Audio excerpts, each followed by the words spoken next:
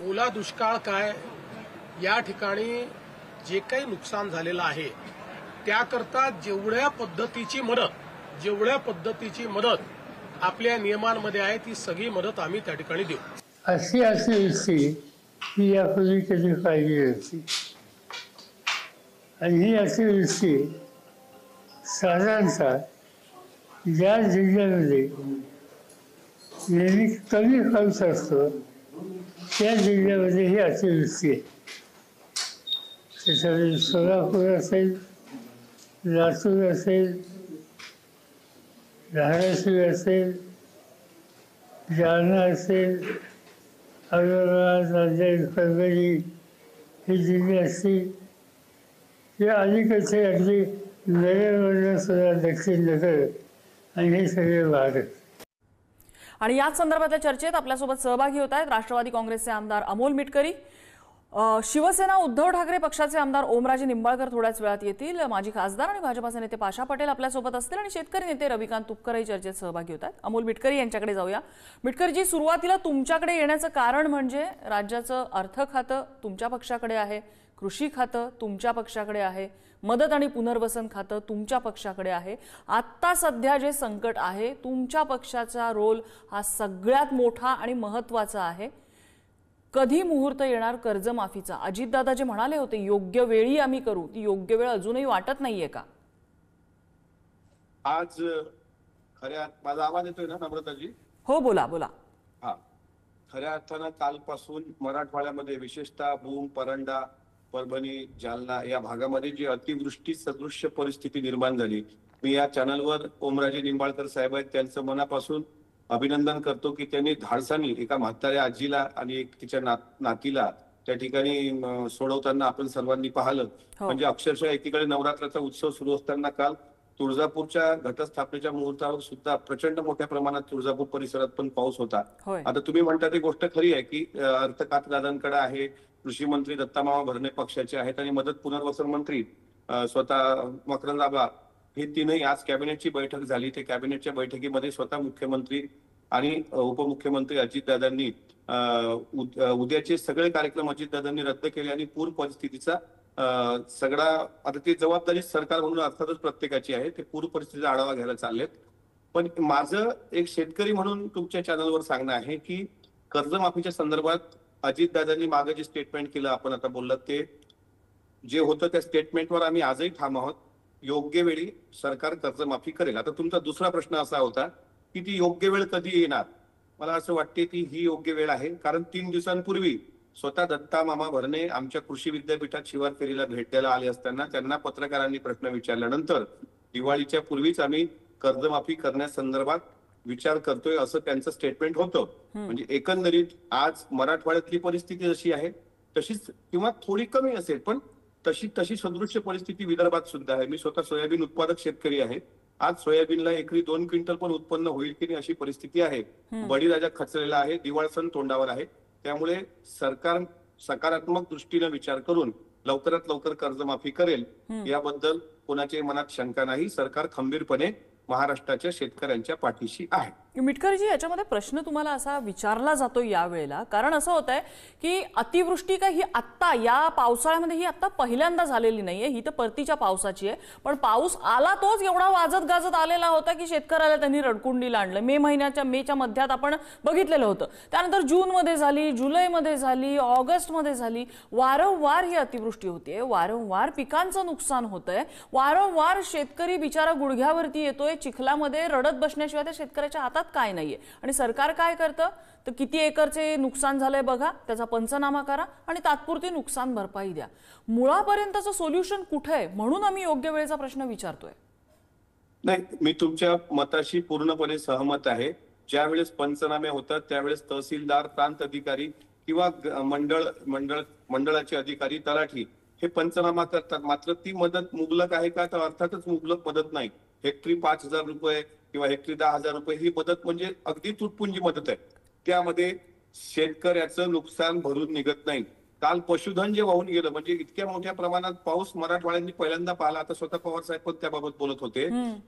पशुधन वाहून जाणं म्हणजे आज एका जोडीची किंमत 80,000 ते 1.5 लाख रुपयापर्यंत आहे. म्हैस घ्यायला गेलात तुम्ही पशुधनामधली तर तिची किंमत 60-70 हजार कमी नाही. दुधाळ गाई आणि म्हशीचा प्रश्न. त्याच्यामुळे 5 आणि 10 हजार ही तुटपुंजी मदत आहे. पण आता सरसकट कर्जमाफीचा जो प्रश्न ऐरणीवर आलाय, मला असं वाटतं त्या दृष्टीनं आज कॅबिनेटमध्ये पण चर्चा झाली आणि लवकरच शेतकऱ्यांना गुड न्यूज मिळेल. अर्थातच ती तारीख सांगण्याचा पूर्ण अधिकार राज्याचे मुख्यमंत्री देवेंद्र फडणवीस साहेबांना आहे. पण मी सुद्धा एक कापूस आणि सोयाबीन उत्पादक शेतकरी म्हणून आज चर्चेमध्ये सहभागी आहे.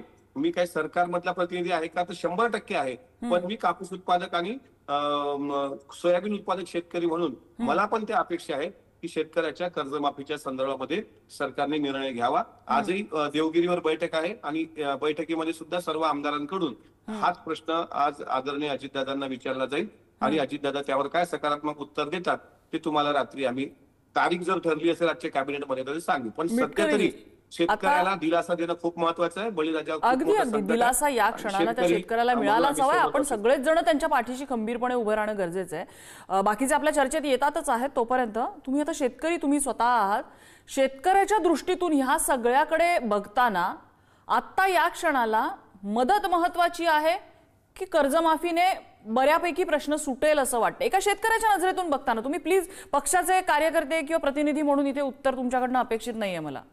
मी शेतकऱ्याच्या नजरेतून बघताना जो तुम्ही प्रश्न विचारलाय, मला असं वाटते पूर्णपणे कर्जमाफी मागच्या वेळेस सरकारने केली होती. महाविकास आघाडीच्या सरकारमध्ये पण कर्जमाफी करण्याचा प्रयत्न झाला होता. पण शेतकरी आत्महत्येचं काही सत्र सुटलं नाही. आजही ते धसका घेऊन मराठवाड्यामध्ये एका शेतकऱ्यांनी, मायबाप शेतकऱ्यांनी आत्महत्या केली. हे राज्याला शोभणारं नाहीये. माझं म्हणणं असं आहे की एखादी योजना बंद पडली तर चालेल, पण सरकारने शेतकऱ्याची कर्जमाफी करूनच शेतकऱ्याच्या आता जे काही पीक उरलं, आता मराठवाड्यातलं सगळं गेलंय. सगळं म्हणजे आज एका पेपरला वाचलं की बाळाला दूध पाजण्याची वाटी सुद्धा घरातून वाहून गेली. इतकं भीषण वास्तव आणि सत्य आहे. त्यामुळे तुटपुंजी मदत आणि कर्जमाफी ही त्यावर पर्यायी मार्ग असू शकत नाही. तर जे काही आता उरलेल्या शेतकऱ्यांच्या हाती राहिलेलं आहे त्याच्या शेतकऱ्याचा शेतमालाला हमी भाव आणि पणन मंत्र्यांसोबत आम्ही बोलू. आणि एपीएमसी मध्ये जे एपीएमसी बऱ्याच प्रमाणात शेतकऱ्याच्या लुटीचे अड्डे बनलेले आहेत त्याच्यावर नियंत्रण आणि शेतकऱ्याचं जे काही उरलं असेल त्या बिचारा शेतकऱ्याच्या हाती, आपल्या गोरगरीब शेतकऱ्याच्या, कारण आपण सगळे जगतो, आपला पोशिंदा तो मायबाप शेतकरी आहे. त्याच्यामुळे त्याच्या हातात जे काही पीक आता उरलेलं आहे ना त्याला तरी योग्य भाव मिळावा. आणि आपल्या सरकार म्हणून आता बोलतो की सरकारकडून माझ्यासारख्याला अपेक्षा आहे की कर्जमाफी तर झालीच पाहिजे, पण त्याच्या शेतमालाला सुद्धा समाधानकारक भाव भेटावा, जेणेकरून त्याच्या दिवाळ सणात 2 घास सुखाची तोंडात त्याच्या पडतील शेतकऱ्याच्या कुटुंबाच्या. अशी मला एक शेतकरी म्हणून प्रश्न विचारल्याची मी उत्तर दिलंय. आपल्याला शेतकरी नेते रविकांत तुपकर सुद्धा आपल्या सोबत आहेत. रविकांत तुपकरजी, आता राज्यातली परिस्थिती गंभीर आहे. मदत म्हणजे यावेळेला सरकारने तर धोरण थोडंसं बदललंय की जसजसे पंचनामे येतील तसतशी मदत ते पुढे सरकवतायत. म्हणजे अख्ख्या तालुक्याचे किंवा अख्ख्या जिल्ह्याचे पंचनामे येत बसायची वाट बघत नाहीत. जसे पंचनामे पुढे येतात तशी मदत शेतकऱ्याला पुढे सरकवली जाते. पण हे पुरेसं वाटतंय का? काही चुकतंय सरकारचं याच्यामध्ये की सरकारचे प्रयत्न तुटपुंजे पडतायत? का शेतकऱ्याच्या डोळ्यात आज अश्रू दिसतायत? सरकारनं आज जी घोषणा केली ती मदत खूपच अत्यल्प आहे. पूर्वी मदत 13,800 रुपये मिळत होती आणि 3 हेक्टरची मर्यादा होती. आता त्यांनी ती हेक्टरची मर्यादा फार कमी केलेली आहे आणि त्याच्यानंतर मदत 8,500 रुपये आता देणार आहे. म्हणजे शेतकऱ्याच्या तोंडाला पानं पुसण्याचं काम यांनी केलेलं आहे असं माझं स्पष्ट मत आहे. म्हणजे आजची परिस्थिती अशी आहे की 22 वर्षात मी बघितली नाही आजपर्यंत अशी परिस्थिती पहिल्यांदा बघायला मिळते. सगळ्या बाजूनी शेतकरी कोलमडला गेलेला आहे. म्हणजे आत्महत्येशिवाय पर्याय उरत नाही अशी परिस्थिती आहे. पण मी शेतकऱ्यांना आवाहन करेन की आत्महत्या करू नका. आणि दुसऱ्या बाजूला मदतीचा निकष लावले नाही पाहिजे. 2 हेक्टरची मर्यादा न लावता सरसकट 100% मदत केली पाहिजे. आज जे सरकारनं कॅबिनेटमध्ये निर्णय घेतला हा दुर्दैवी आहे. शेतकऱ्याच्या तोंडाला पानं पुसण्याचा हा निर्णय झालेला आहे. एक तर पीक विम्याचे ट्रिगर पण यांनी कमी केलेले आहेत. पहिले 4 ट्रिगर होते, आता एकच ट्रिगर ठेवलं, 3 ट्रिगर कमी केले.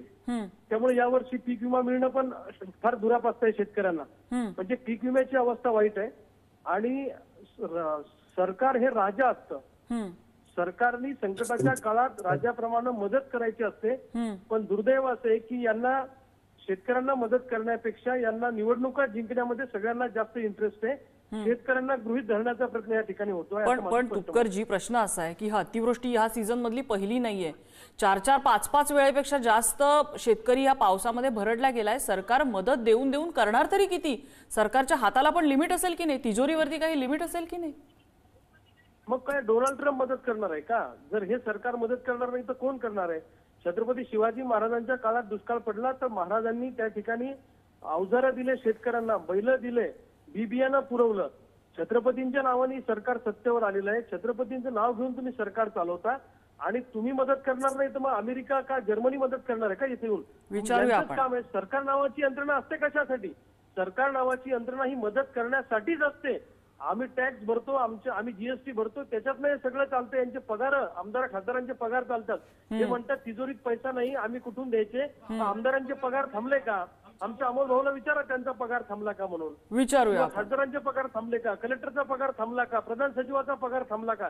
दुष्काळ आणि तिजोरीचा ठणठणाट फक्त आमच्या शेतकऱ्यांसाठीच असतो, दुसऱ्या कोणासाठी नसतो. विचारूया मिटकरीजी काय उत्तर आहे यावरती? रवी